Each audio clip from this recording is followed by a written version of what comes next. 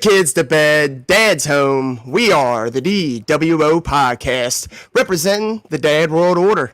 I am the handsome head of household, Mr. Magnificent Mike Martin. With me, as always, the rest of the Patriarch Pack. He is the big bad bearded daddy. He is Big Rig Eric Murphy. Oh, if you hear me, baby. Wow, you got sound effects. Yeah, man. That's how you know you're really over. Hell yeah. Wait till you hear my sound effect. He is the perpetual Meg Carter and the two-time world record holding. He is the wrestling t-shirt guy, Cephas. All right, what up, y'all? I'll let you know a little bit about myself with my sound effects. How are you guys doing? How are you two? You guys doing good? Getting better every day, dude.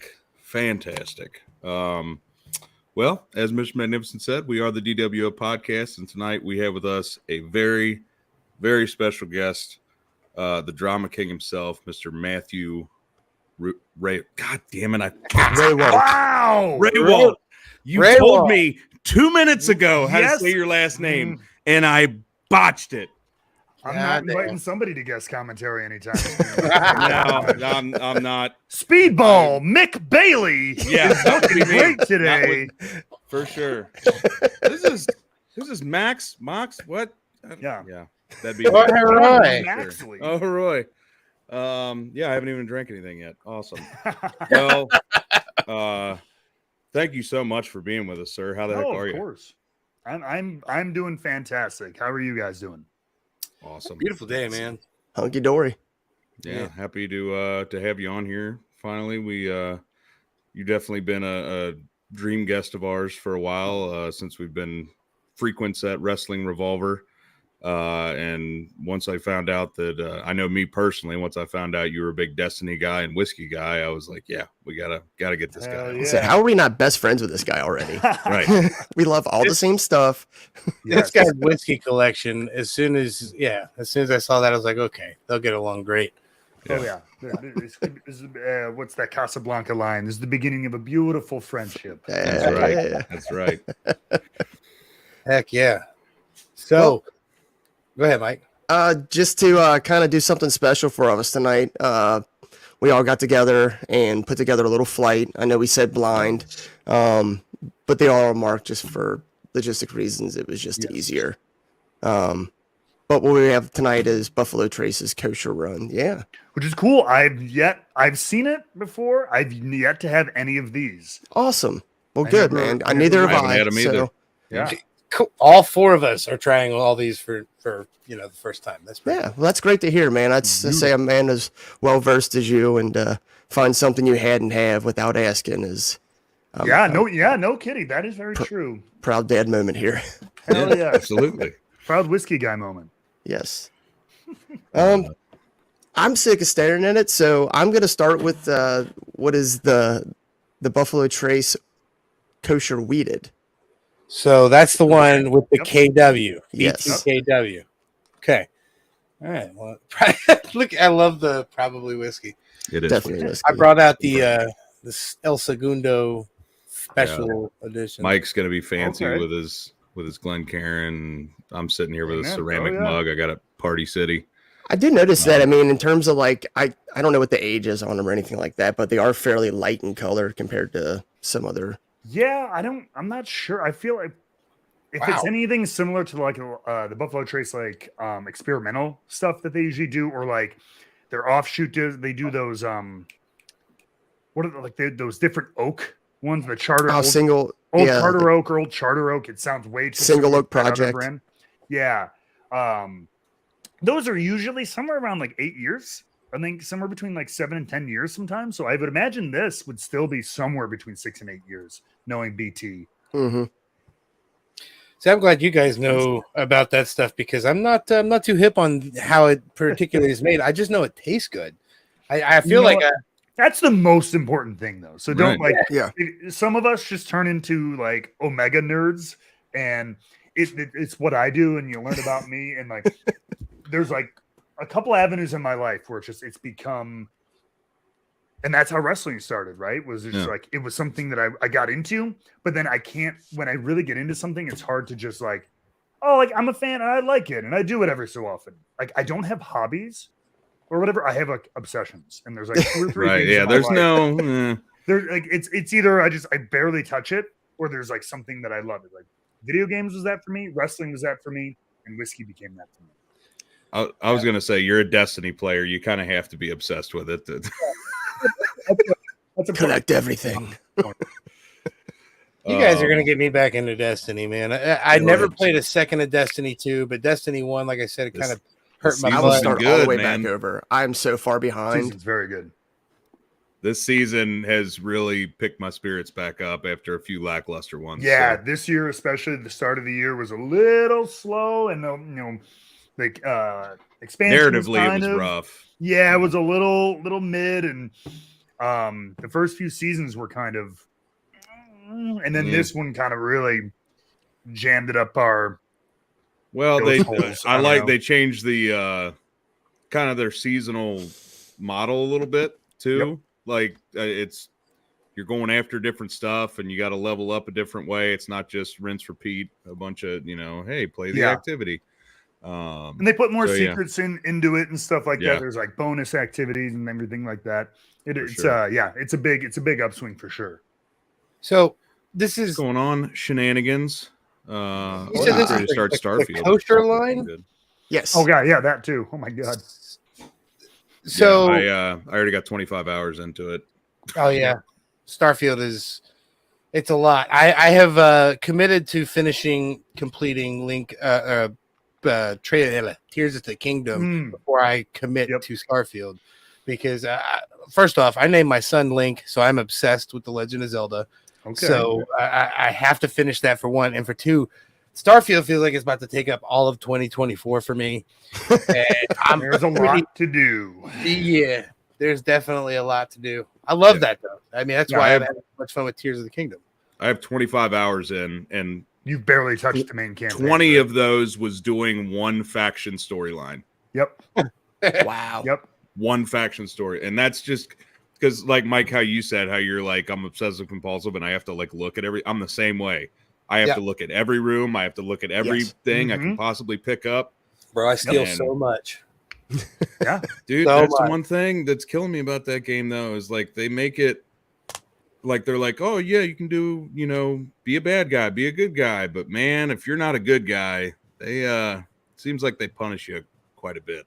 At least from my experience so far. They they definitely try to you can do whatever you want, but they definitely try to kind of nudge you.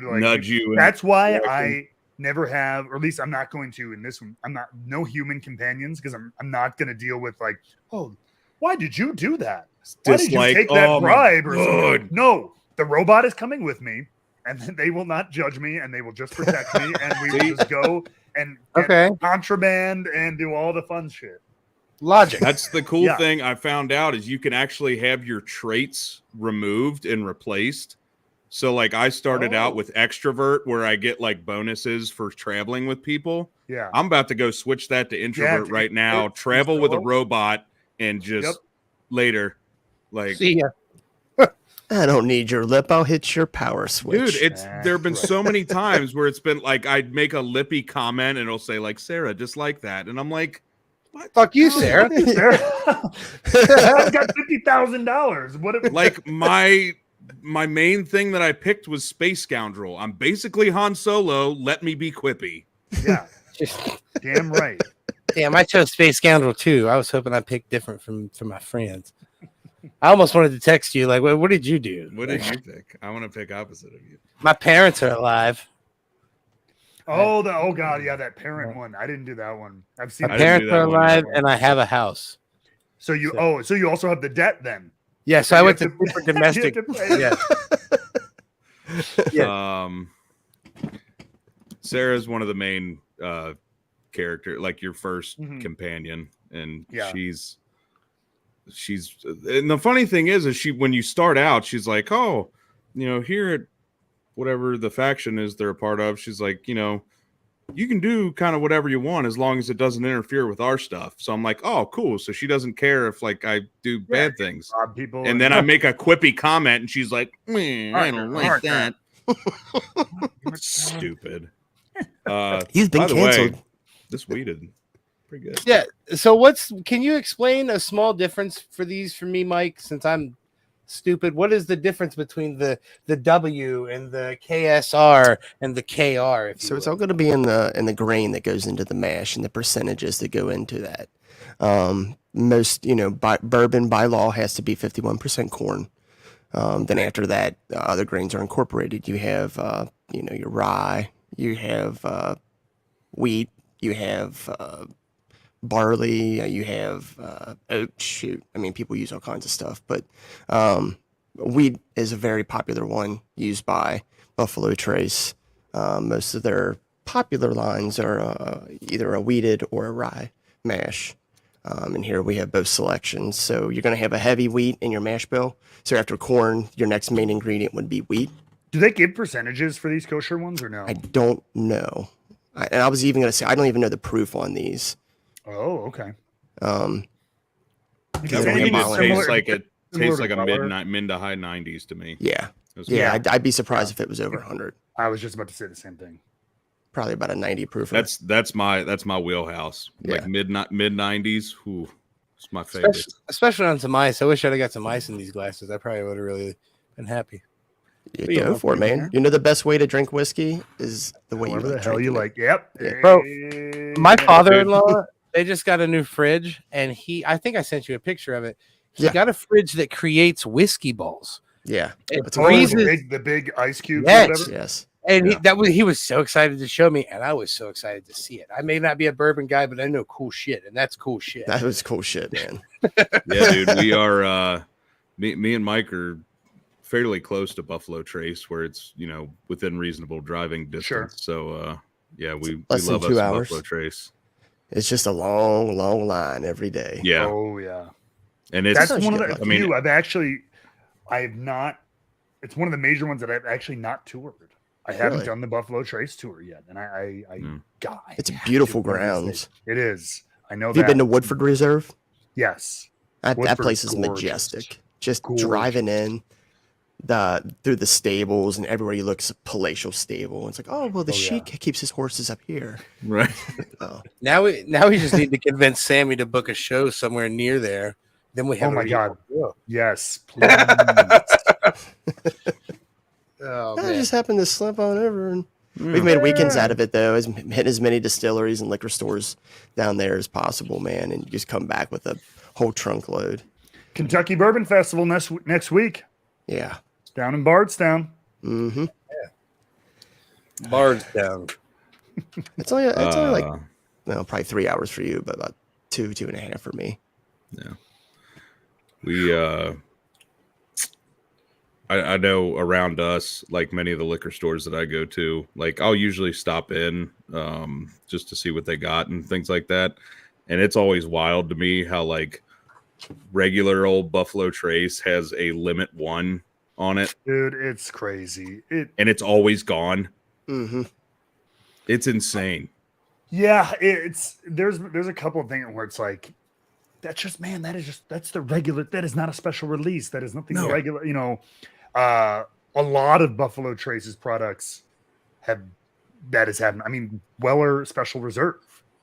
First bottle I ever got of that was $19. Now I see it behind glass cases, behind counters for fucking $89.99 or something like that. I'm like, this is like bottom shelf house whiskey, like 10 years ago. I'm like, how would and I get there's a rise in the market. So like, okay, certain things aren't going to be under $20 anymore. I can understand that. But like going from like this to like spiking and becoming these like sought after, and then they're just like overhyped to the nth degree.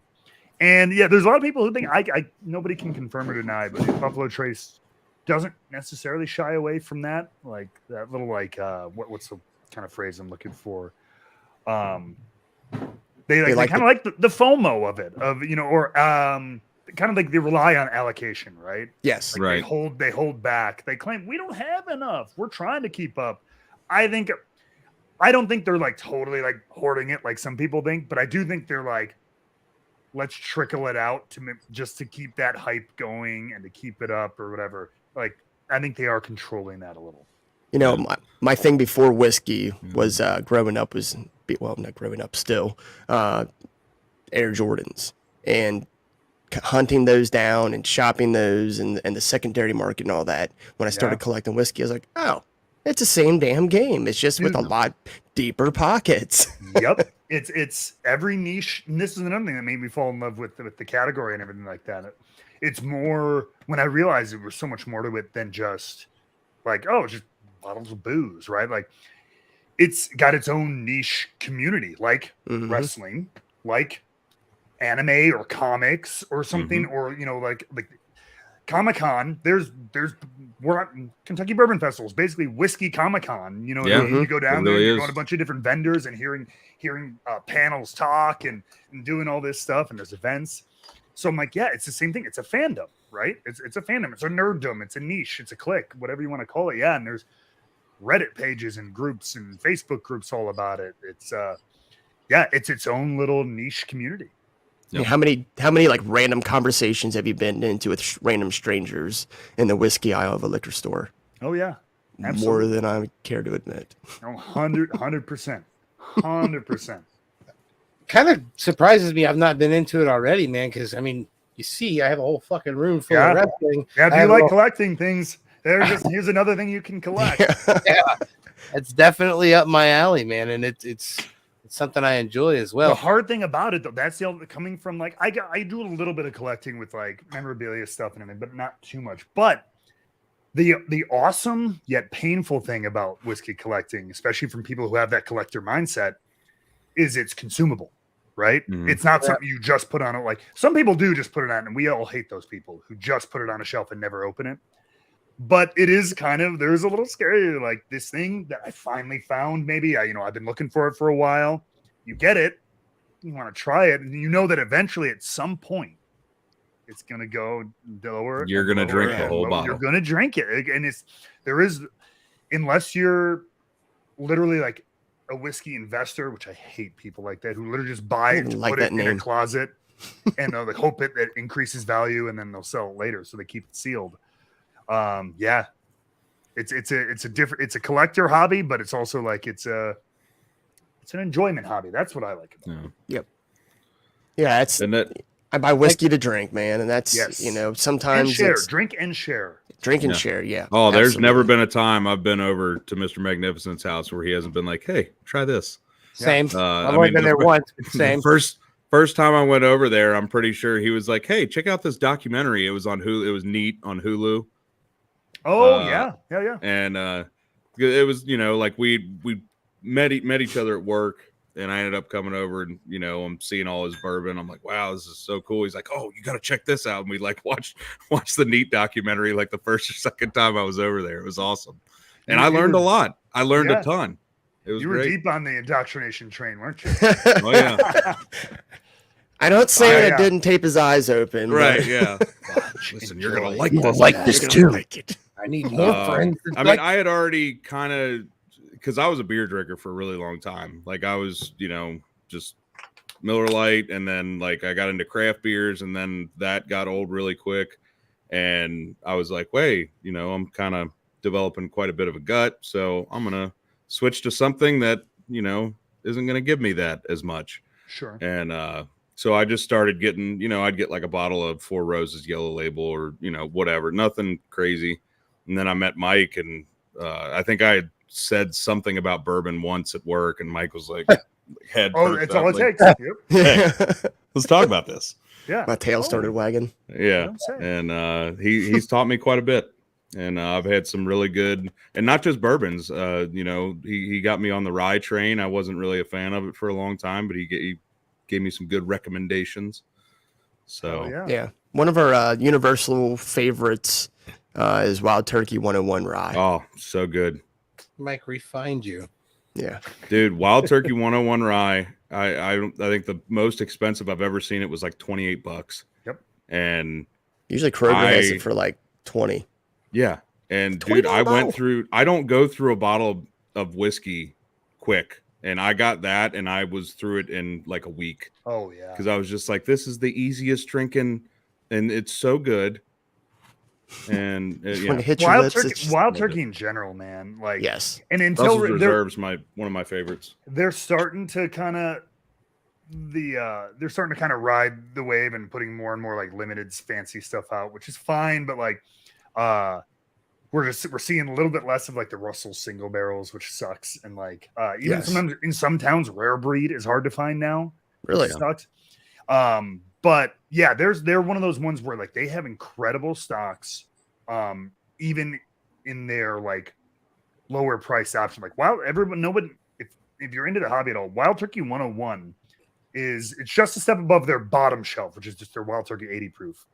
And like you say, yeah, it's $20 to $25 in most supermarkets and stuff like that. It's everywhere in the country. Yep. But Wild Turkey 101, incredible, great proof, nice solid proof. It's not weak, it's not overly strong, and it's, I believe to this day, still generally blends of somewhere in 6 to 8 years. Like it's not like a bunch of 4-year-old stuff. No, it's well aged, well proofed. It's excellent. So Wild Turkey is just a good distillery in general. So you ever met Jimmy Russell? No, I've not, unfortunately. Yeah, me either.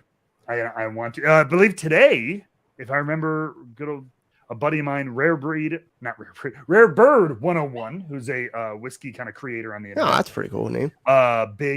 Huge Wild Turkey like historian. He even wrote a book. He literally wrote a book on Wild Turkey. Today, I believe, is Jimmy Russell's 69th anniversary with Wild Turkey. Nice.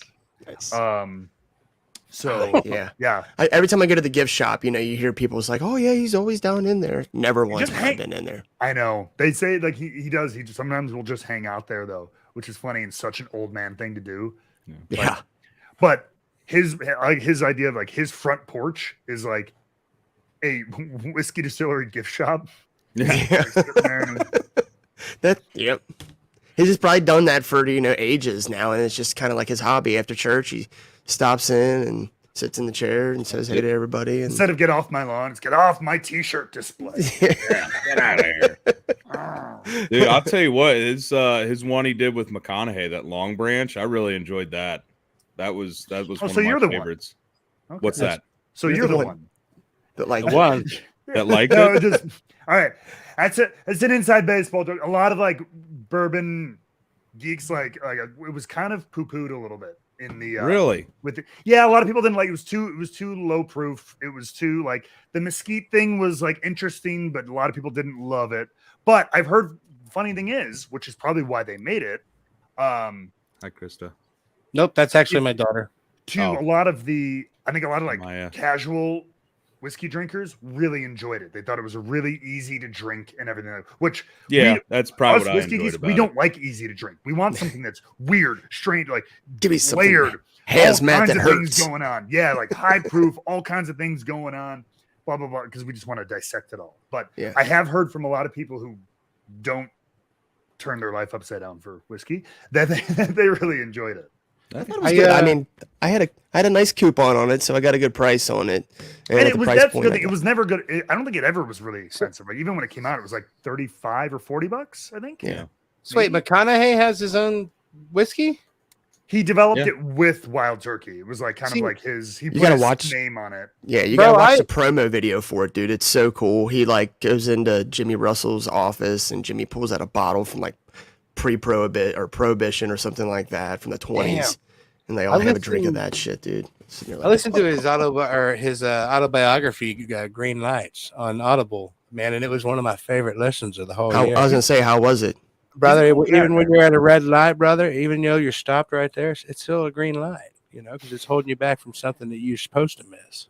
So would you say it was all right, bro? It was so good. That's advice I'm gonna take in life and in traffic. McConaughey told me that I could just keep going, officer. I know the light was red, but McConaughey said it was green. Have you heard this guy? He literally just told me. I was listening. Man. You need to have something to listen to. That he was captivating. Yeah, no, he's a hell of a speaker. Yeah, there's a lot of books. If you're the actual person who wrote it and you're doing the audiobook, I'll listen. Whatever. because I feel like you're definitely going to give me the truest form of it. 100%. All right, what are you trying there? Are you Yeah, still what's on the the next wheat? one? What's the next one, Mike? That's just the BTKR. That'd be the kosher rye. Kosher rye. Okay, Yes. so that's this one here in my bootleg wine glass. So this is made with rye versus the last one was made with wheat. Correct. So wait, Okay, this is that's a neat. rye whiskey or a rye, like a regular rye bourbon? It's a rye bourbon. Gotcha. What's the To where the next offering is a straight rye. Whiskey. So a rye whiskey would bourbon, like he was saying, it has at least 51% corn, usually more, but and then you fill it with other stuff. So that's bourbon is our own little weird version of just corn whiskey, essentially. Mhm. Yeah. But we just made our own little rules about it in America because there are other things that are corn whiskey. But rye is then mostly rye, 51% rye, and then other stuff or blah blah blah. So the in bourbon, usually rye or wheat, that's what they call the flavoring grain. So we're either gonna add wheat on top of the 51% corn, or we're gonna add rye on top of the 51% corn. It's plus, etc. Okay, Yeah, it's peppery. Ooh. Mhm. it's got a good taste to it. I'm much more into straight high rye bourbons than I am wheated bourbons for sure. Okay. Oh, Yeah, yeah, man, that's nice. man. So game wise, what type of games you play growing up, man? You're into Destiny now, but what got you into gaming? So I mean, I was a regular Nintendo kid. We had Link, we had Zelda, Mario stuff, but I just played it because that's what we had. My brothers had it, but I always tell people the first game that I fell in love with and went deep with. I'm a child of Final Fantasy VII. I knew he was going to say that. Yeah, and ever since then, I played all the single players up through. Currently, I'm finishing Final Fantasy 16 right now, and I love them. So just those straight single player RPGs, I love all that kind of stuff. Then obviously things like GTA and Skyrim and everything got me into open world, look at what we're doing now with Starfield. Those kind of games are fun too. I didn't come to I actually kind of avoided first person shooters for a long time because until I started playing on my mouse and keyboard, because I always felt super slow on sticks. I was never good with aiming with sticks. Right. Third person, Assassin's Creed, all that stuff, fine, easy. But when it came to competitive shooter games, I never did it until I got mouse and keyboard. Now I love them. Huh. But mostly single player or open world RPGs were my jam. Bro, When I was Final growing Fantasy VII is part of my DNA. 100%. That is such an indelible part of my childhood. I have a soft spot for 10. 10 was 10 is amazing. 10 is my second favorite. 10 was amazing. the one I remember. That was one of the first games I got on PS2, and that was I remember that being the biggest graphics change I ever remember. It's You know still what I kind mean? of holds up too. If you play I played the ported remake version or something. when Yeah, it came out, and it was awesome. Blitzball. I remember those cutscenes and just being whoa, it was mind blowing at the time. so good. And Same thing Auron, happened one for of the me with greatest Devil. characters ever. I'll never Who? forget them first video. Oh yeah, Oren. Oh, Orange. Oh yeah, Orange. Yeah, I love Auron.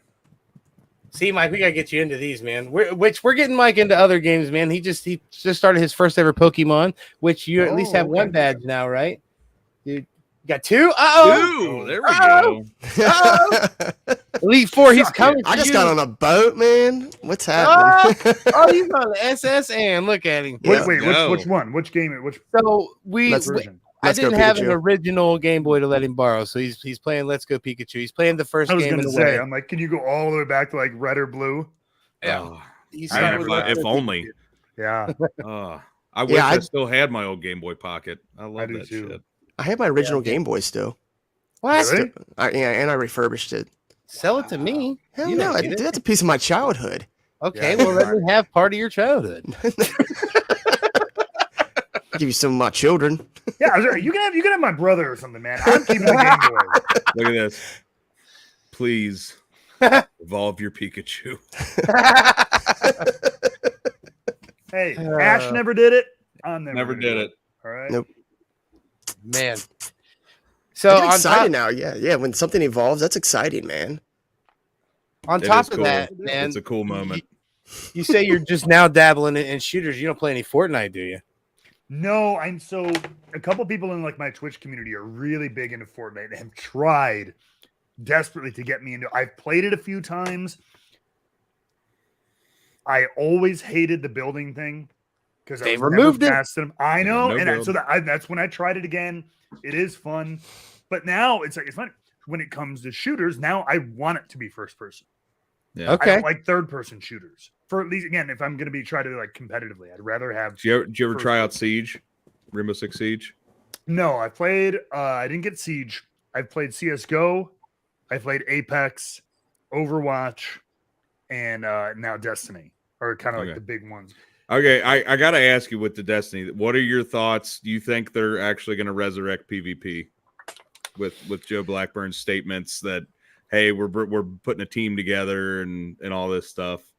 Right. I mean, look, it's like, I don't think it's a tough part of the game. I mean, it's going into year 10, right? I mean, it's already, yeah. And they have Marathon coming out. They do have Marathon, which I still like. There's everyone who has the whole like, oh, they're doing everything is on Marathon. They're taking everybody off. I don't think that's the case, but it would be silly to think that some resources or at least money or something hasn't been at least shifted around.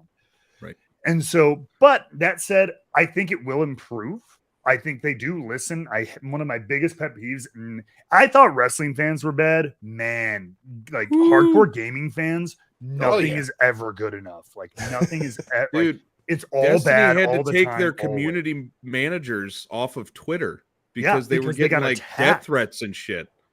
They were getting fucking swatted and like all kinds of stuff. It's ridiculous. Wow. Yeah, I swear, dude. There's toxicity in every fan base. Like there is, and like so. I have a fun game I like to play, and I developed it in my head in reference to like people who go nuts on Twitter about video games. But to your point, any fandom where people get really like overly critical and like to the point where it's like it's making them mad when something they like isn't exactly how they want it to be, right? So whenever you see a rant on Twitter or social media or wherever about some kind of fandom, we'll use video games. Somebody goes like, these fucking devs are so lazy. They don't give a shit about this, X game, right? They don't give a shit about this. They're making this game so bad. This game sucks now, blah, blah, blah. Replace the name of whatever the hobby is or the video game or whatever it is with the words my life. Because the reason they're so upset is because they've dug so much of their self into this thing that's supposed to be a fun hobby that it's affecting their mood, their happiness, and their life. So which means you have to look in my opinion, like if you're so angry that the balancing in Apex Legends is bad, that it's making you physically like angry to where you're screaming on social media, I'm like, it's because this game is so involved in your life that you're letting the state of the game raise the mood and everything of your life. It's not healthy. And games are supposed to be fun. That's exactly. It's a hobby. You relax. If it's not fun, go do something else for a while. And that's one. I got to tell my son that all the time. I hear the most god awful things come out of his room. He's 15. Yeah. And and it's like bang on the door, and it's like, it's video games. It's supposed to be fun. If you're this angry, play something else. Yeah. Right. And I've had my moments, like especially playing Destiny. I haven't even been playing Destiny never got since mad once. D1. Yeah, never. Mike was actually the most chill player ever until he got some of this in him, and then raiding was hilarious. Oh yeah. And here's the thing. I will say, like in the heat of the game or whatever, I've cursed my head off. Oh yeah. But I'm saying, like, if it's just living in your mind again to where you have to go onto Twitter or Reddit or whatever and like hunt people down, hunt community managers down and scream at them and tell them how they're all. That's another level. We all rage. We all rage, right? When we screw up or we get screwed over by something or whatever. Oh yeah, that comes with the territory. How, bro? I love Sea of Thieves, but when a 7-year-old dumpsters me after 3rd grade English class, I can get upset. That's allowed. You can get upset, just don't break your controller. Trust me, me and Cephas played Fortnite quite a bit, and I know that it's some 9-year-old Second kid place over there just burns being our like, ass. "I'm cracked at Fortnite, my guy." Dude, one of the coldest, which is like I kind of respect them for doing it, but I think it's also horribly toxic. But one of the coldest features added to video games in a competitive level, I think COD is the only one that has this. I don't know, but Oh yeah, death comms. death comms. So you can Proximity hear what the chat, person, yeah. proximity chat. So the person who killed you can like talk, and you can hear them like Oh, suck it, dude. loser, or something like that, and then teabag you and then walk away. Oh god, It's awful, but I'm like, oh, it's so cold. I kind of respect it. Dude, the amount of times I remember playing Warzone and killing somebody, and you would just hear. I mean, because it would be. I've gotten some questionable kills inside of Warzone, which I haven't played in forever, but I've had some death comms that are like, dude, somebody heard you say that. You might be involved in some sort of hate crime or something. Oh, 100%. Yeah. 100%. I got to point back to this comment here. Justin pointed out the only time he went after a dev was when Asper screwed up the coder port. And if for those of you who don't understand what he meant, they literally released a game that did not work at all. There was no, it's buggy. It literally physically did not work, and they did nothing to patch it at all whatsoever. They're just like, oh, sorry. I'm keeping your money though. wow. Yeah, that sucks. Yeah, that's that I get about. I get that one. I would probably post a comment at that one too. But what I don't understand the most is when people attack people who love things. Now, me, dude, I am unapologetic. I love even the shittiest stuff that you see in pro wrestling, right? I love wrestling. I like to watch it. I like to pick it apart. Sometimes I don't particularly care for it.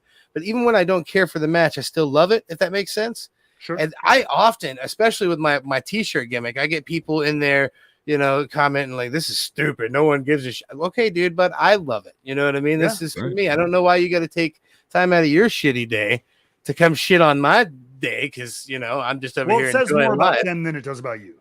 That for things like that, it says way more about them. Because like you said, dude, I'm just doing this for me, man. And I'm liking it. I'm just sharing things I love with the world. That's one of the beautiful things should be one of the beautiful things about social media, content creation, things like that. And so, yeah, if it rocks someone's world so much that they have to come and dude, that's a you issue for whoever's doing that. That's how I always think of it. I'm like, and not a ish me. Well, and get out. That's the other thing. I feel like with social media has brought a lot of. It's almost like cool to. It's not cool to like stuff. It's cool to shit on stuff and make memes about it. Shit posting gets way more engagement. Oh yeah. Shit posting. I mean, you Positive. see it in the wrestling community. Yep. All the reels, all the TikToks, everything that gets engagement is, oh my god, did you see what so and so said or did or whatever? Controversy. It's Yeah. We ain't about controversy, that, and man. that's one thing that our show may never get that big, because that's one thing we said from the beginning. We're not going to be a faux news outlet that aggregates, what Fightful Select posts or whatever. We're just going to get on here and talk about pro wrestling and video games and whatever else, because we enjoy it. Yep. Bro, you could have knocked someone out at Impact tapings recently, and we wouldn't even have brought that shit up. We'd be like, wrestling and video games. Well, and I would have happily told you that Tom Hannafin deserved it. So, you know what I mean? Let's be honest. Love you, Tom. Oh, that's great. So we got to try this third. What's the third one here, Mike? Explain to me what SR is. So this is a straight rye. This is a straight rye whiskey. So this is 100% rye? It would be 100% Probably rye. not, right? It's real nice, Hold Clark. Hold up. Real nice. This is Hold not on. 100% rye. There's no. That's There's the coolest glass. cup. It's real That's a nice, beautiful Clark. glass. That's real nice. God bless you. No, Beauty. it means it's at least 51% rye instead of the corn. This is. I would venture to guess that this is probably, though. I think it's more. There's a lot of ryes, like especially out of like Kentucky, that do the bare minimum. They do 51%, and then they fill the rest with corn because they want it to be a little sweeter, and stuff like that. But I feel this is definitely is not like a 100% or 95.5 rye, because those usually to me are like straight pine cone. Like they're very earthy, herbally, and this is not quite that. But I would venture to guess this is probably 60% or more rye. So am I wrong in and this is my weak palate here talking here, but am I wrong in saying that feels like it might be the strongest bite out of all three of those? That doesn't surprise me at all. Okay. So rye, generally speaking, is considered a spicier, kind of hotter flavor. So you may not even be the highest proof, like depending on what you mean by bite, but definitely like the kind of tingiest spice, if you will. Yeah. Probably. That makes a ton of sense. It feels Rye is like it often has described as sweet and spicy. Mm-hmm. And it's, finding those ones that have a nice balance of the two. You do get that bite. Have you ever had a super old rye? Is Pappy Like a 10 rye? year plus? No, Pappy is a wheated bourbon, actually. Like the first one. Unless I had it's the Van Pappy at Winkle, my Yeah, unless it's that bachelor 13 year. But which is really that's good, by the way. actually, so there's this huge obsession with bourbon, but bourbon's kind of particular, whatever. Like it can get over oaked pretty easily. Like you can have 13, 14. What the fuck? Jeez. That comment just popped me. That is funny. I'm sorry. Go ahead. No, but bourbon's kind of finicky, especially when it comes to age. Like too young tastes really rough, too old can taste really oaked, but rye can kind of shine at any age. Like, I've had 2-year ryes that are like they're young and kind of rough, but in a really good way. Like again, super florally, like pine needly, like all this stuff. But then you can let them age like 10, 12, 20 years and they get that they're spicy, but then they get really fruity and stuff like that. They have this super wide range of like viability where bourbons kind of are a little bit more finicky. They're like perfect, like 6 to 10 years. And then over that, you kind of risk getting really oaky and to a rough degree. But so like that's I'm like you. I wasn't a big rye fan at first, and then I started getting into it. I'm like, oh, and I learned like this Sazerac 18. That's often when I've been able to like 2 or 3 times I've been able to get samples of BTAC from Buffalo Trace. Not the last 2 years, like it was just no way. But that has often been close to, if not my favorite of the 5 or whatever. I've never had anything out of the BTAC collection. I've had everything out of the Pappy run. Yeah, it's if you can get your lips around a 18-year rye.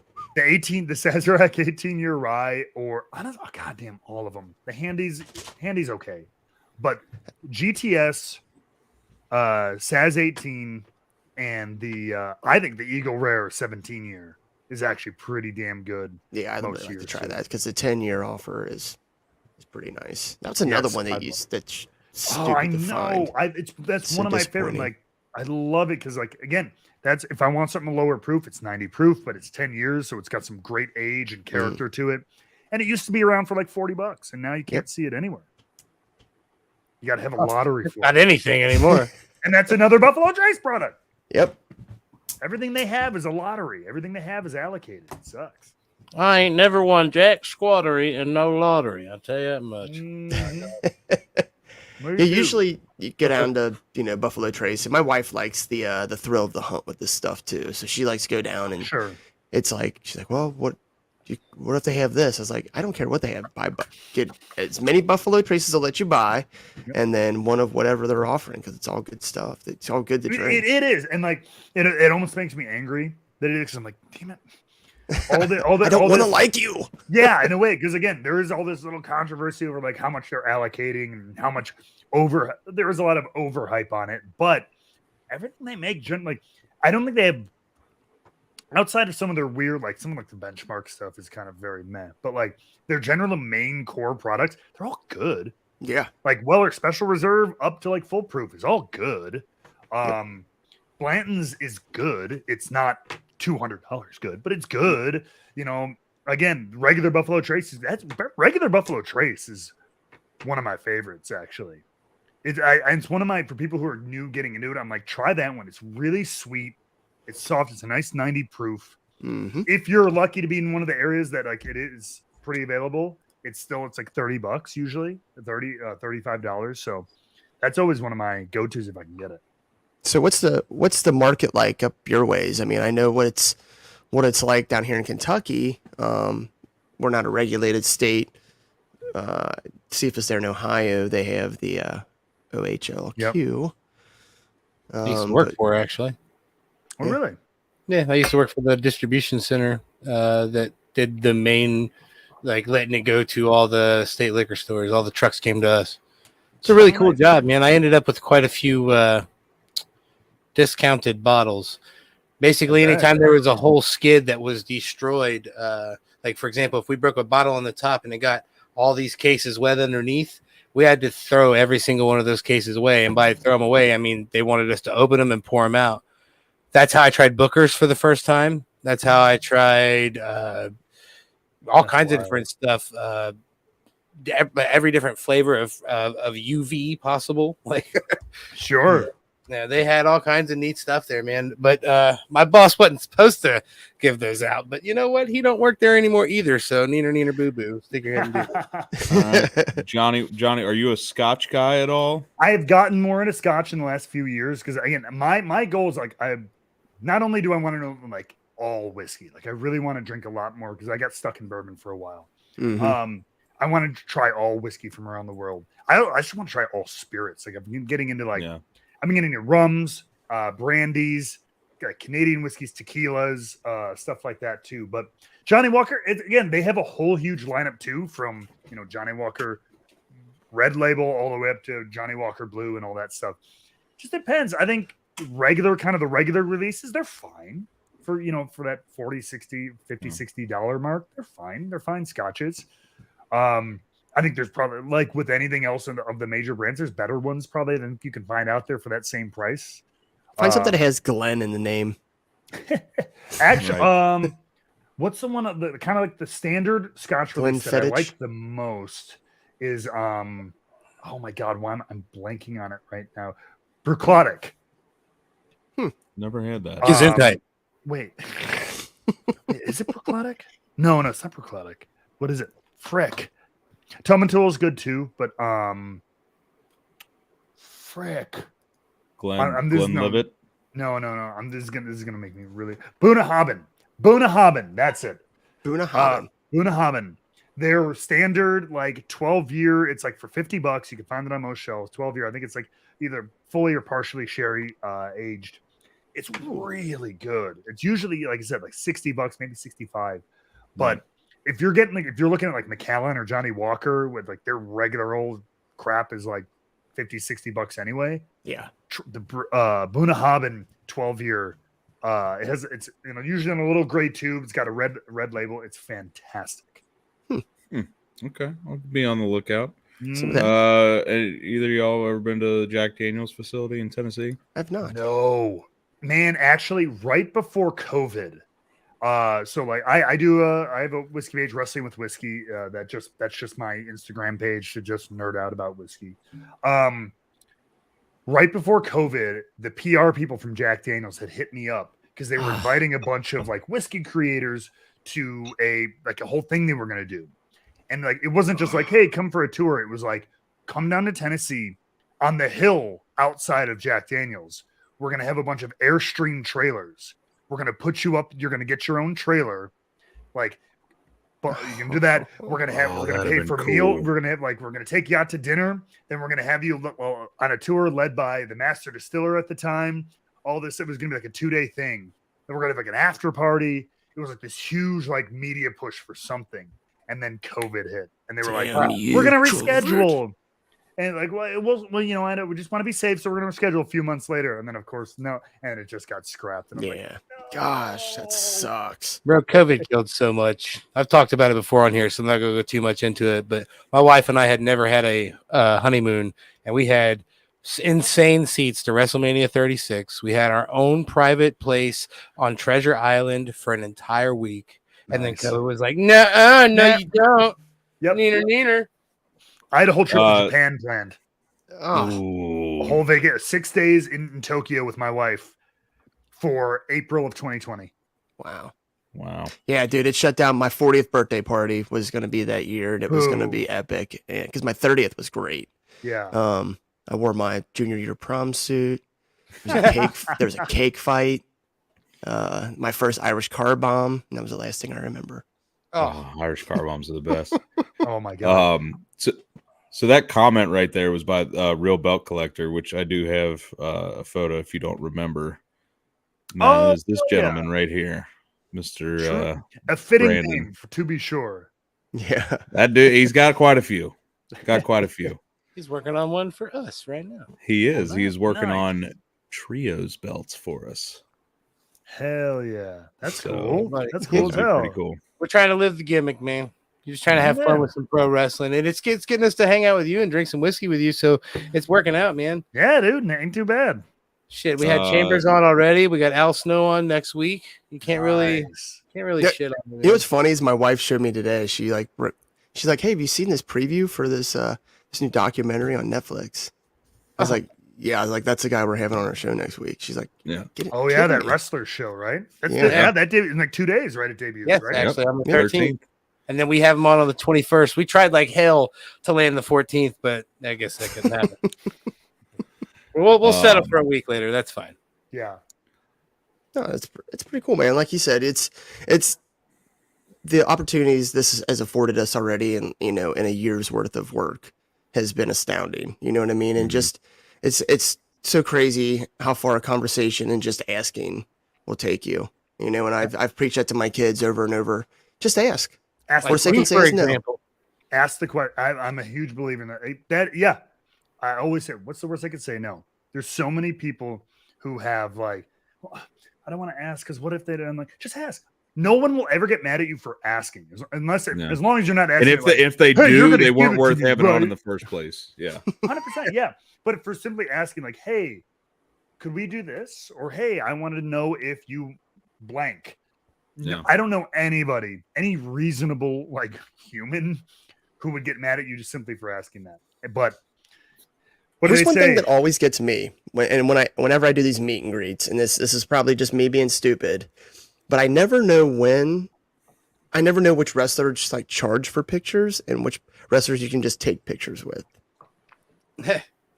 It's tough. Because it's a weird thing. Because that was a hard thing for me coming on to the independent scene.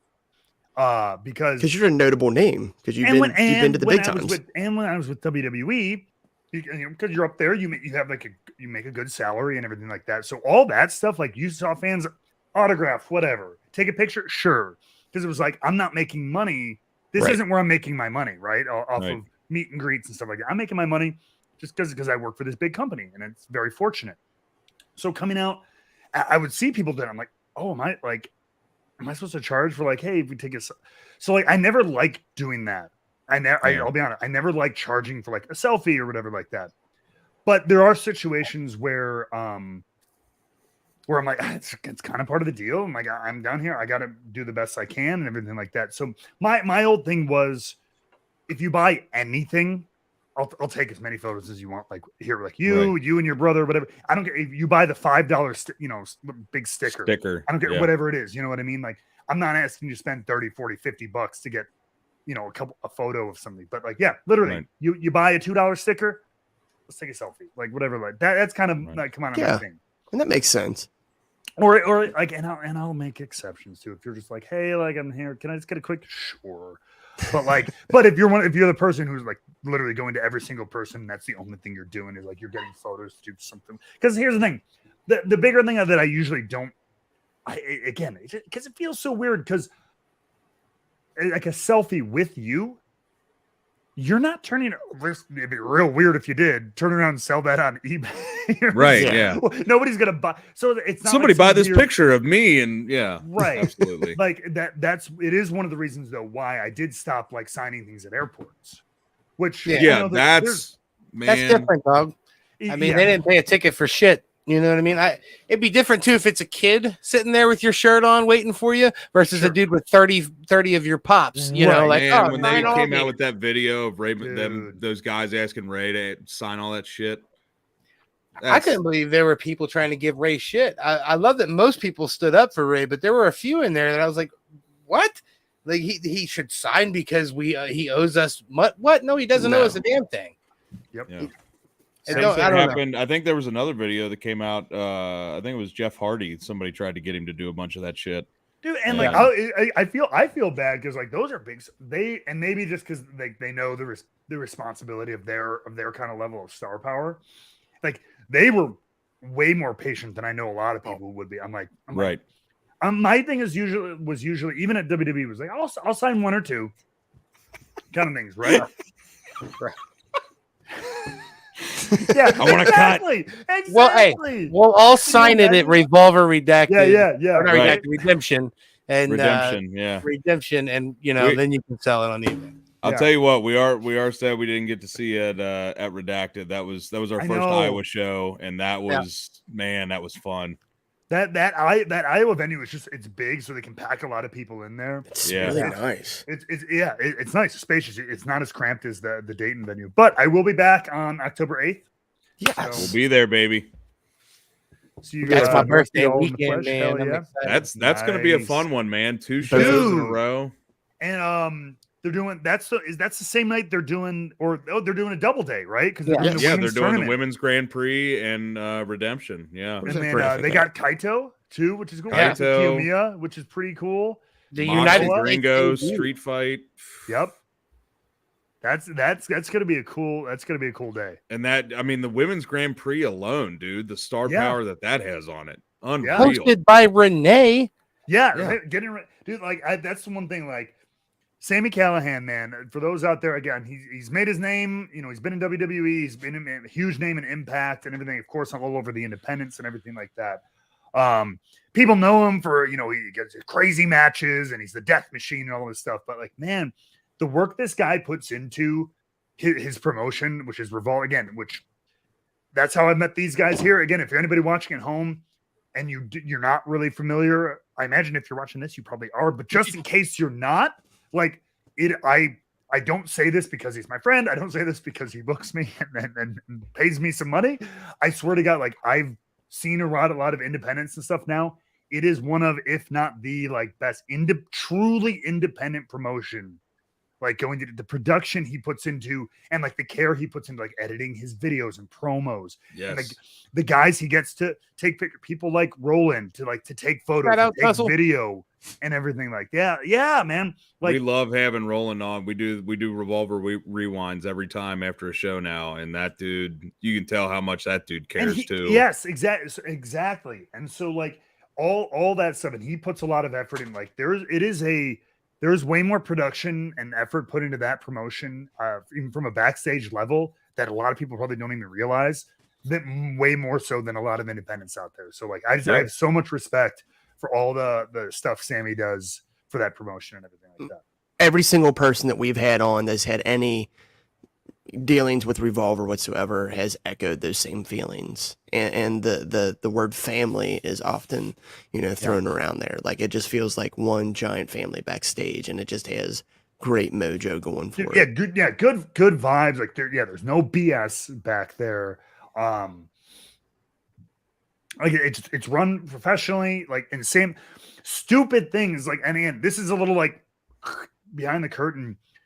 The number of speak as a talent on these shows, the number of promoters who you've had to like hunt the fuck down to get the payday that you agreed to, like stuff. You've probably heard some of these horror stories before. They have to wait, and you're people waiting 2 hours after a show has ended to like get paid and go home or something. Like it's crazy. But Sami is there like sometimes even before the show is even done. He's waiting backstage. He's there taking care of all the guys and girls and everything, the referees, the camera people. Like he's on that stuff. He does not want to keep anybody waiting around, hanging on, like all that stuff. Like even small things like that fans don't see. Belts. And again, but still an effort put. That's a really great point. The number of promotions I've seen that I've literally seen like WWF title belts with like stickers over the logo, and it's like, this is our world title belt for like HPWA wrestling, and I'm like, you put duct tape over a WWF belt, right? That's you bought on WWE.shop.com. Ever do that ever? Yeah, why would anybody ever put electrical tape? you're having fun like an NWO. That totally makes sense. You're not a. Yeah, there you go. That's great. There it is. There's the belly button. That's why I'm the perpetual mid-Carter, by God.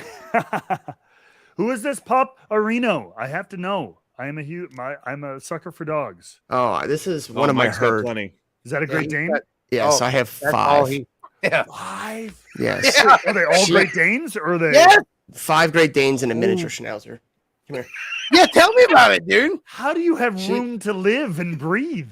2 of them are puppies, Great Yeah. Dane puppies. This is actually Mama. Mama just had she had 10 puppies back in May. Wow. And we kept 2 of them. So Could you imagine your wife getting Mox and pregnant and Piper. having 10 babies? yeah, That's a fucking inconvenience, isn't it? we named them. My wife let me name all the dogs after wrestlers. So the ones we Wow. kept are named Moxley and Piper.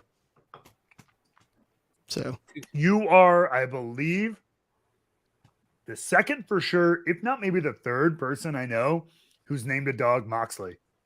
That's fucking It's a good name, after dude. Mox. It's cute and it is cool. It's cute. It's cool. It's and a it happens female. to be a wrestler too. Yeah. Yeah. Yeah. That's awesome. I have all female dogs. See, then that makes Moxley have Moxie. You know what I Funny mean? connection too. My dog is named after whiskey. Hey. I have one of those too. Her name is Willet. Oh, really? Yeah. I have it.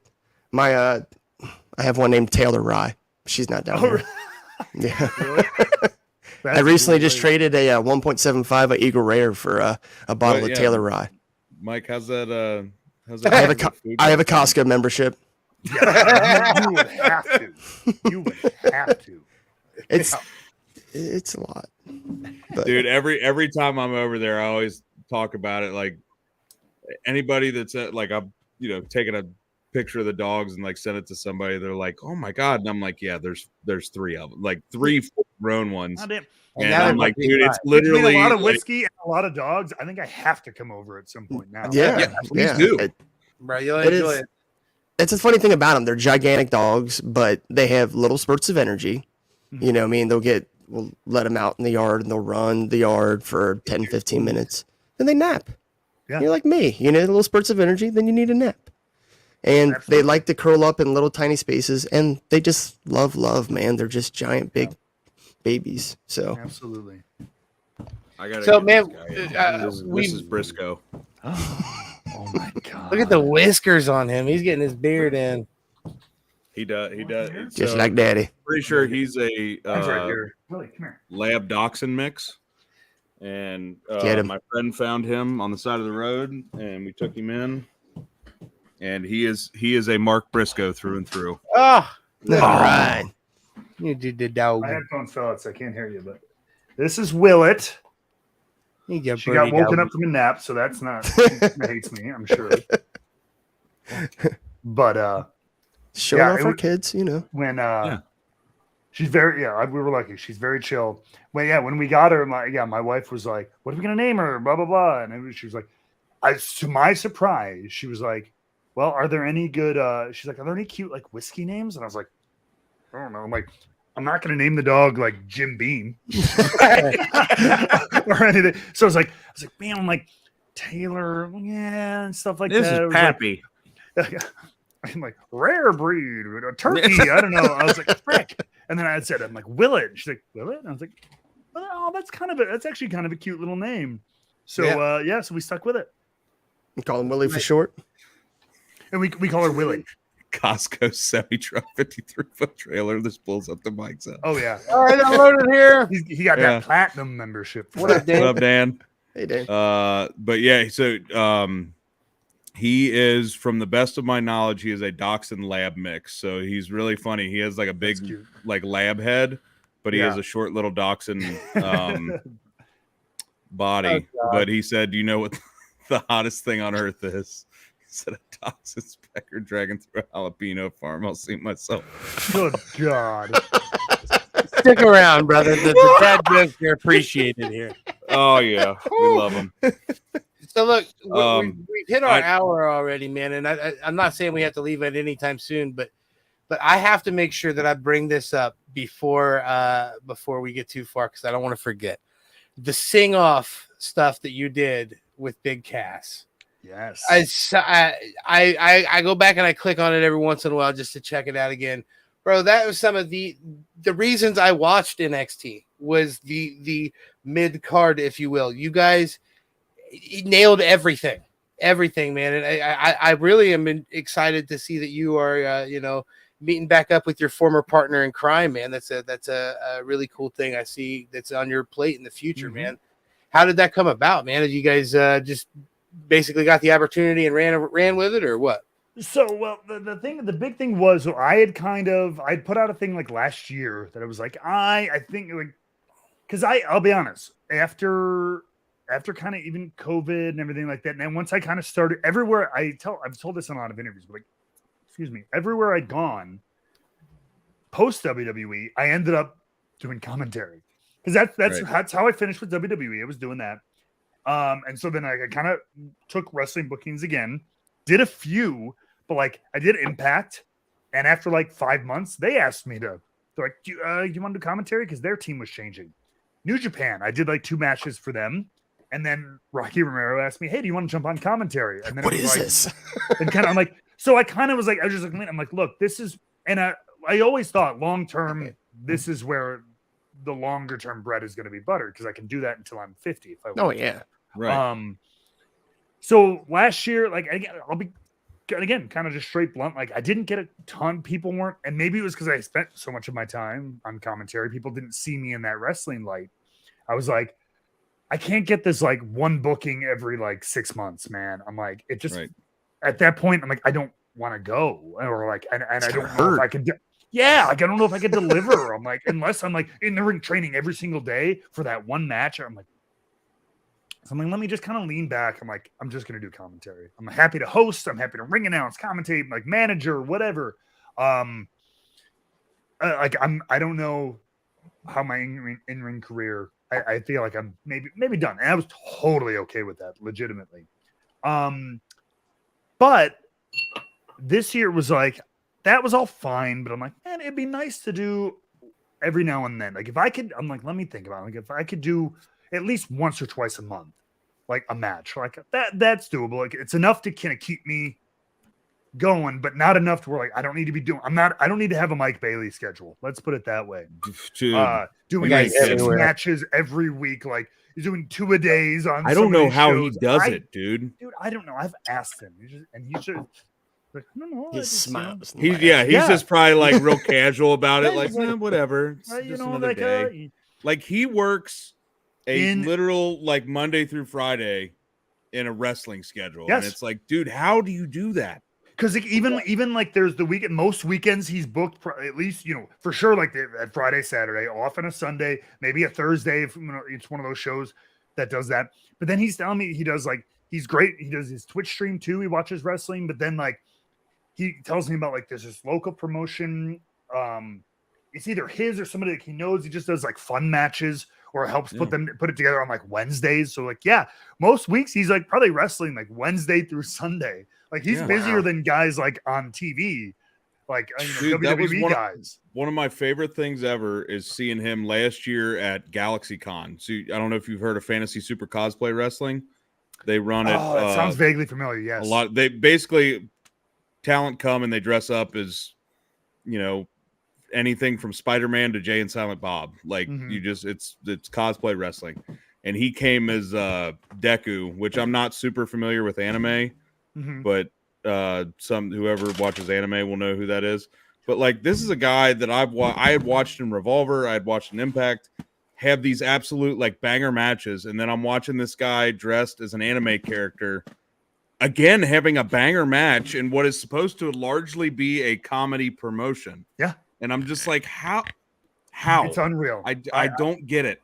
I have so much respect, and I wince for how I'm like, I hope my biggest hope from him is I'm like, I hope you can like walk comfortably when you're 60. He always seems he takes such great care of himself, so I'm sure he will. I'm just like, man, he keeps up a ridiculous pace. Amazing head of hair too. Good Lord. Great. Somehow making a mullet look good. And it looks the same as it did at the beginning and the end of the match. Yeah. If they cast him as Karate Kid, I'd buy it. That's all I'm saying. 100%. He is the Karate Kid. He's our Karate Kid. I say he is a video game character. Yeah, for real. Sure and shout out Final Fantasy VII. His finisher is Ultima Weapon. Yes. I did not know that was the name of his finisher. Yeah, neither did I. Dude, when I first heard that on commentary, which was his wife Veda saying it. Yep. Ultima Weapon. Cloud I was Strike, like, baby. oh, that's awesome. That's awesome, dude. Mm-hmm. You guys got a hell of an announcing team in Revolver. Like the aforementioned Veda Scott and our boy Bork Torkelson. Dude, Bork. I was familiar with Veda. Veda had come into Impact a little bit, and obviously she's been there with Mike and everything like that. Shout out Bork. But when my first show that I was brought in for Revolver, I'd never met Bork. I wasn't familiar with him or anything like that. And the first night he's a character for sure. He is. But we've since he's really, really good actually. And like I've never told him this and I should, but like he's one of those guys I'm like he could do this. Like he could do that. Like he has a style, but he's still good. He has his notes, he has his facts, he's got his dates, and he's like Tom Hannafin in that. Tom is so good. I'm never good. I'm not a stats guy, right? Like I'm not a guy who like, all right, over the last you're not the encyclopedia. Yeah, no. I'm the more color. Jokes, color, exactly. But background stories, flourishes, all that stuff. But Bork does a little bit of both, but he's really good about just having like, hey, over the last 2 shows, like this guy, he's undefeated, blah blah blah. He wrestled this guy, and this guy over the last 6 months, blah blah blah. Like, and having that down, and that is a really great skill to have, or a habit at least to be in, and everything like that. I mean, that just adds so much depth. I mean, to a match, having that, added information in there. And yes, and he's very good about it. He sometimes even has notes for me, which is totally unnecessary, but like super appreciated. Like later, like, hey, just in case, like you don't like, here's this, and like he's this many time champion. He's undefeated against this team. They're undefeated against this team, or whatever it happens to be. So shout out Bork Torkelson, and also Bork. If you ever see this, you have one of the best names in wrestling, and Tom Hannafin thinks so too, because he's like, oh, I saw you do Revolver. He's like, Bork Torkelson, because best name ever. Yes, we're clipping that for sure. Yeah, we're clipping that and sending it to Bork. Please do. Yeah, a lot of love for both the person, the performer, and just the name. Yeah, absolutely. And another name I got to put over on Revolver commentary. She's not on there all the time, but Gia Miller. Anytime she is a guest commentary, holy crap, dude. She is one of my favorite guest commentators on Revolver. Gia is awesome. Someone we have her currently doing BTI at Impact Wrestling. So if you ever watch BTI, which is on our YouTube channel and stuff like that, before Impact goes on the air on Thursdays, they brought her on to start doing that with Tom. And she has been she's so new to it, but she's taken to it very, very well. And even more than just the straight talent, her attitude and like everything is awesome. Yes. Anybody who's ever met her, you guys know she's a sweetheart. She's a Southern belle as far as they come. She may live in Dayton, Ohio right now, but she is all Alabama, Mississippi, and she will admit to so. But no, she's been so great because she's very much like, she'll come to us in the afternoon, before an Impact taping. And even though she's just doing her 2 BTI matches, she sits there, she get her notebook and everything. And Tom's such a great teacher, and he'll be like, he asked her, like, Gia, what do we have today? And she'll be like, okay, we are having this match, Jody Threat and Kylan King. They wrestled this many times, and I asked them how they felt about this. Like, she, like a student doing their homework, but like legitimately, it's really great to see that kind of like care. She's like, I care. I want to hear what your notes are. I'm going to show you that I took some time to think about what we're going to be talking about and everything like that. So she's like a fish to water kind of thing. Like, and I really very much appreciate her on multiple fronts. Absolutely. So I got to ask one more thing here, since I know you and Mr. Gotch are getting back together for House of Glory, I believe it is. Is that this weekend? Shout out Booker T. Absolutely. Is there a chance we're going to see the villains in Revolver? I fucking hope so. Dude, anything is possible. I'm just saying, never that's a draw, brother. I do shirt videos with all my, you know, not every wrestler obviously, but I've done shirt videos with Kevin Nash, Matt Cardona. I got to get the Vaudevillains in on one, man, because I'm probably, you know, I have one of the 2 or 3 designs they ever gave you guys. You know what I mean? Hold up. Before you continue, and if this comes off as rude, I'm so sorry. What in the blue hell is a shirt video? So is that a thing? Am I old? Am I missing? Is this like a no? It's part of his. It's part of his. Like, what do you do other than go? Here's my shirt. So basically, I have a whole spiel. I just did one a week or so ago with Eric Young and Tommy Dreamer. Okay. Basically, my shirt of the day, I'll say, hey, today is whatever date is, because I upload this to a drive that the people at Guinness can see to verify that I have timestamped, time-dated videos to prove that I wore a different wrestling shirt every day. Oh, so, okay. So, all right. So it's like your shirt of the day video for the record and everything like that. Exactly. Yes. For the record, to prove that I have a timestamped video. So at some point, I'm gonna be knocking up on the Vaudevillains door, like, hey man, you know, need me a background for my shirt video. Absolutely. I still love, I have it on my wall right over here. Our first NXT shirt, that sepia like brown one, I still think is one of the coolest coolest shirt. Like it was actually legitimately like unique, you know, in a world full of just like black shirts with wrestler or their catchphrase or something like that in stylized letters. I'm like, oh, this is different. And like, and we were different. So like, I still have a lot of love for that shirt. And oh my God, I wish I remembered the, I believe if you've seen the old Vaudevillain shirt, at the bottom of it, it's like an old like poster. It's like an old timey poster, right? It's like Thursday matinee in person, Orlando, Florida. You know, doors and showtime, and we do things the old fashioned way. But at the bottom, there's a little ribbon that says an H. Saxon promotion. Okay. And I might be a little bit off on this. I'd have to look into it deeper. I believe the reason they did that, the merch people, because H. Saxon was like a pseudonym Triple H used for like his email, because he didn't want to be, when he was all corporate and everything, he didn't want to be like Triple H at WWEcorp.com. Yeah. Because everybody would know that, and he'd be getting emails from everybody. So I think his first email, I think it was either named after a real life promoter from like the 20s or the 1910s or something. But like was like H Saxon at WWE.com or whatever was like his email. So like it was a little Easter. It's for sure a little. It's not anymore. I can tell you that. But it was a little cool. Easter Cool egg little piece to of trivia. something about Triple H, like wanting that name for some. Again, I may have some of the details slightly off, but it is an Easter egg for sure regarding Triple H and something he used. Yeah, we'll have to ask Triple H that when we have him on. Yeah, for sure, absolutely.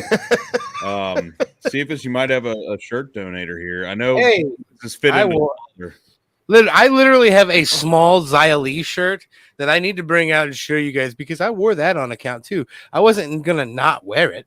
You know what I mean? I gotta find that one. Small shirt. It's a tiny shirt, dude. Hey guys, I bring it up the video like today's shirt. It's trouble breathing.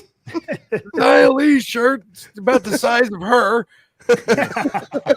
Well, I'll tell you what, man. We would love to see the Vaudevillains in Revolver, but if not, you guys getting on House of Glory, that's pretty cool. Do you guys have an opponent yet? Yes, we do. Main event, MAN. Oh, you guys are facing the tag champs. Yeah, okay. I believe it is a championship matchup. So all right. We'll have to see how this first one goes. It's been 6 years, man. Right. Right. We got to make sure that chemistry is still there and that stuff like that. But that's what it is. This whole run of getting back into the ring, we kind of talked about it earlier, was like, I'm not putting any pressure on it in the sense of like, I got to do X, Y, or Z. Like, I think when I first got released from WWE and like kind of went back out into the world, I had that little bit of like I'm going to go. They didn't, because they did. Normally, like a lot of guys say they got like held back, like wrestling wise. I'm like, I literally did, because like, I got told to not do moves. Like, no, don't do that. It's Rusev. We want like I literally got told that. I'm like, oh, okay. Yeah. Which, so I was like, I want to go out there. I want to have I want to have banger matches and stuff like that. And I got to have a few of them, but I felt I put a lot of pressure on myself and stuff like that. Right. And then again, as I felt more like, again, commentary was my long-term goal, and just being a host, being a broadcaster, stuff like that. So when I decided to come back, I was like, you know what? I'm not putting pressure on. Like, I will go out there and I will have comedy matches. I'll have gimmicky matches, right? Like I will just have fun, because I'm not put pressure on like it has to be this. We have to do like 18 false finishes and stuff. Like, no, dude, I'm here to have fun. I don't care. I'm not politicking to win or lose anything. I don't give a shit. And that's the best place to be in, I man. just want to have fun. Go out and have fun matches, dude. Yeah, man. Because that, especially on the independent scene, we're like, dude, we're not under. All right, you got to get your match done in 8 minutes. TV time, go. It's like, no, dude, I can go out there. We can high five people. We can do pose offs. We can do, you know what I mean? Sing contests. We can do whatever the hell we multiple want. entrances. I mean, look at the last Iowa show, the funniest match ever. That was nobody cared who won that match. Nobody gave two shits. Did someone win that match? I don't even The remember. audience won. Breezeburg won. Yeah, the audience won. So much fun. Exactly. And that's what it is. And when you're at because that's what I always tell people, my favorite time outside of like maybe a couple like WrestleMania things and everything. My favorite time at WWE was house shows, dude. Yeah. Because you're under less pressure, you're under less time restriction. You can go out there, literally say hi to people, especially like the international tours. The crowds were so hot. And like, but you could take your time and you could do more fun stuff. And I'm like, that's what wrestling's really, again, don't get me wrong. I get it. TV is where the big push is. That's where the advertising is, the money, etc. But like the core of what pro wrestling is that fan, this interaction. You know what I mean? Yep. And being there live and like, and hey, ho, back and forth, chants, whatever it is. And sometimes that comes through action and through wild shit. Sometimes that comes through, like I said, like a dance off or, a promo or something like that. So, but getting that audience involved and really having that intimate kind of interaction is really what I've been missing. So absolutely, that's what it's all about. It's so much more intimate. And I mean, it's got to be why like large bands, want to come back and do a small venue or something like that, just because to get to feel, that energy of the fans again, because the energy at an independent, promotion such as Revolver is bar none, 10 times what you'll experience at any AEW or WWE show. It's just different. 100%. Yeah. Couldn't agree more. One of my favorite memories too is like those early, I've been lucky enough to be on SummerSlams, on WrestleManias and stuff, 60,000 people, right? Stuff like that. But some of my fondest memories were when NXT first went on the road, and we were doing some of those shows in Columbus, and we did like rock venues. We did rock venues that fit if we packed it 1,000 people, right on like just right next to the ring, up to the bar. There's a little balcony area, but like they're right on top of you, and it was just everybody going nuts. I'm like, I would rather perform for those 700, 800 people going nuts on top of you than 50,000 people spread over a football that are just there to be there. Yeah. You know what I mean? And again, not Mania and stuff like that is an amazing thing, but there's such an energy in some of the, like GCW is doing stuff like that sometimes, you know what I mean? Having those crowds and those moments. Like you don't need a football field full of people to have an incredible event. You know what I mean? And like, I think we're seeing a lot more of that on the independent scene. I mean, just from our perspective, when SummerSlam happened, we went to SummerSlam, but the Thursday before that, we were at Revolver, and that was, I believe, was that when Jake won the title at Revolver? No, that was Heat 'em Up. That was our Matt Cardona sign. Oh, okay, yeah. That's when we pulled out the "fuck you, Matt Cardona" sign. Yeah, I don't know if anybody told you, Cephas made all those signs. I made 30 of those fucking signs and handed them out. I'm hoping for another. I'm trying to figure out the perfect match to do something crazy sign wise for this next tier show. Okay. I heard that tail. I know. It's wicked. A monstrous tail. It is, man. But yeah, I'm trying to find the perfect sign thing for this time. But We had those some cool ones are the last time. cool things you're talking about, man. You know, making Having those fun at signs wrestling. and Bro, Making an impact. he mentioned the 2 shows we went to. That whole thing we did there, was it was great, but we only heard one negative chant that whole time, and it was at the WWE show. You know what I mean? That goes to show you, just how fun it is at a Revolver show when I feel like they had a better show than SummerSlam, and that's crazy. I mean, it really is, but I really think that each match was more entertaining. I felt more enthralled. You know what I mean? Don't get me wrong. We had a badass time at SummerSlam. We were there kicking ass. It was great. But when you talk about my overall enjoyment, it was much better enjoyed at a Revolver show. And that's those independent shows, man, we get to see some matches that you might not see on. I mean, we saw 100%. Masha Slamovich and Chris Sabin go at it for 12 minutes or whatever it was. Stuff like that. It's just awesome. She is a beast. Oh yeah, yeah, she's badass. awesome. And there's something about like those audiences, those communities, and everything like that, where it's like, I don't know if the word is ownership, but like they feel a part of it. Like this is theirs, right? Like they actually you go to a big WWE show like that again. Like you said, it's a different thing. It's its own kind of energy, but it's not yours. It's just like it's a big thing. It's just right? not being our town today, right? That kind of thing. But whereas like like those Revolver shows or something like that, where you're like this is ours. Like this is our family. This is our community. I mean, so there's this little extra little bit of energy and vibe and vitriol, whatever it is, towards anything. I was there, yeah. But second, you talk about when Jake Christ won that Revolver title. Oh my gosh, that was awesome. That the energy in that room. I almost cried. Yeah, like dude, I remember jumping out of my seat when they hit the 3.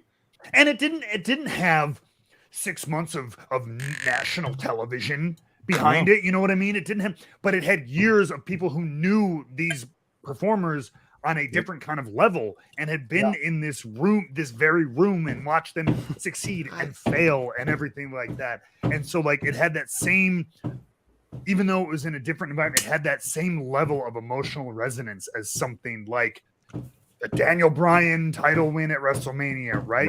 Kind of feel. Dude, that is almost what it felt like. Yeah, it was, and the energy matched that. Yeah, we when we started going to Revolver, Jake was a face, and I think our first Revolver show he turned heel, and then we watched him go from face to heel to face to winning the title in like a year and a half span or whatever it was. And that taking that ride with him, like obviously we got to know him pretty well and stuff. He came up and like him coming up and hugging us afterwards, like it almost took us by surprise. We're like, oh my God, dude, like we're just to be able to share in a little moment of that was so awesome. Absolutely. That's what we said before, man. I think we're going to end up having to make a shirt about it. It's like when you love wrestling and wrestling loves you back. It's one of those moments for sure. Yep, I love that. And that's what we love about it. That's what we're here for. You know what I mean? We want to have a good time. That's what the Dad World Order is all about, man. Being a good dad to your kids, and whether those kids are furry kids or real kids or whatever the case, and enjoying some wrestling and some sports. Yep. Amen.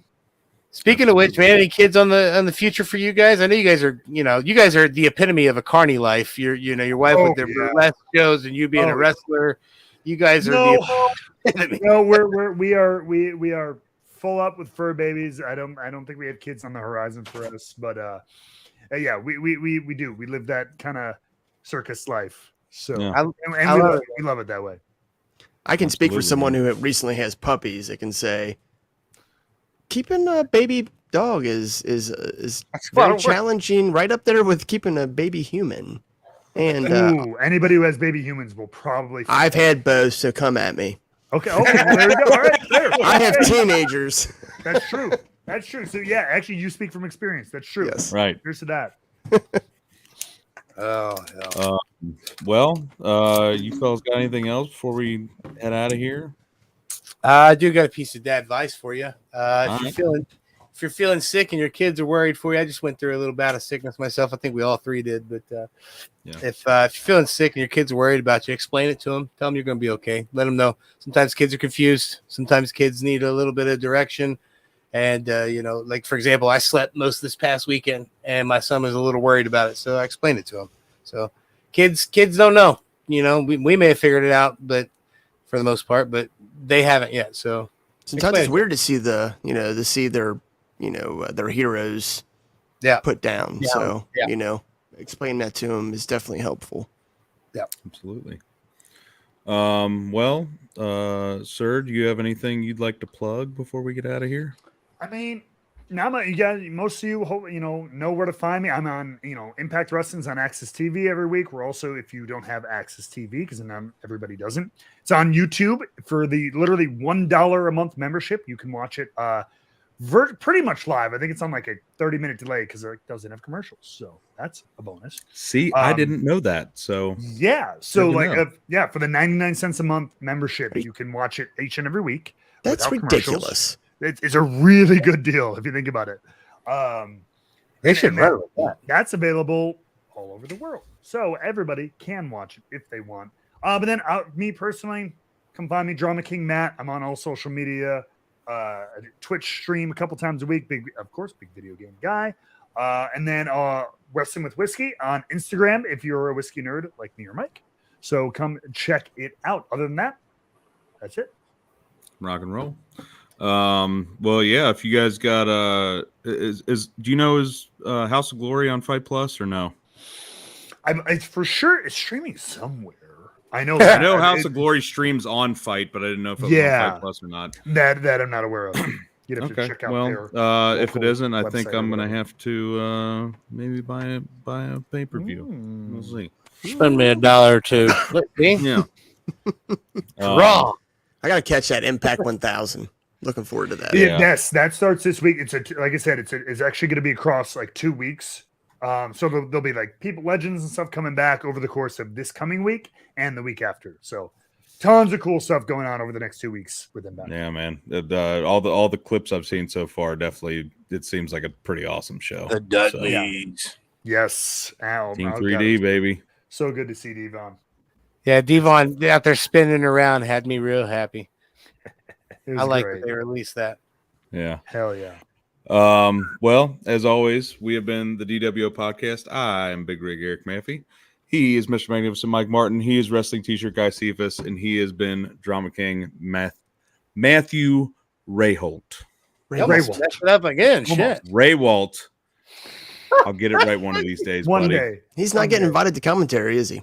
I'm definitely fucking not. Unless you want like a on purpose terrible commentator. Dave the Dad. Dave the Dad. Yeah, the guy that just mispronounces everybody's last names. That'd be cool. That's a gimmick. I'll tell you what. Jeff Harvey. Jeff Carvey.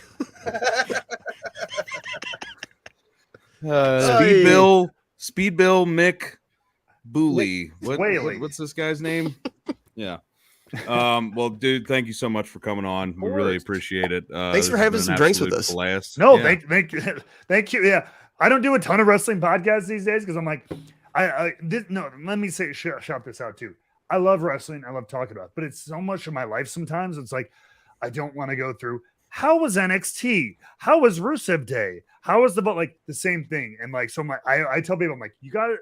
Anybody wants to have me on a podcast, talk about whiskey or video games, and I'm happy to talk a little wrestling too. So this was like the perfect podcast for me. Told you we're best friends. Sending a little bit of whiskey definitely is a nice incentive too. But absolutely, we might have to bring a couple and toast on October 8th. Amen. No, I had a great time, guys. Thank you very much for having me. All right, well, thank you so much. As always, check us out on all the socials at DWO_podcast, Facebook at the DWO Podcast. TikTok at DWO_pod. Check out our merch, TeePublic, Pro Wrestling Tees, all the good stuff. Because guess what? We do this for free and we don't get paid for it. So please buy our merch. It would help us greatly. It does help. When we when we drive 590 miles out to Iowa. Thank you, Shenanigans. So thank you all for tuning in. We are going to be live tomorrow and Thursday as well. Got a lot of cool stuff coming up. So stay tuned in. And until next time, Top Dads out.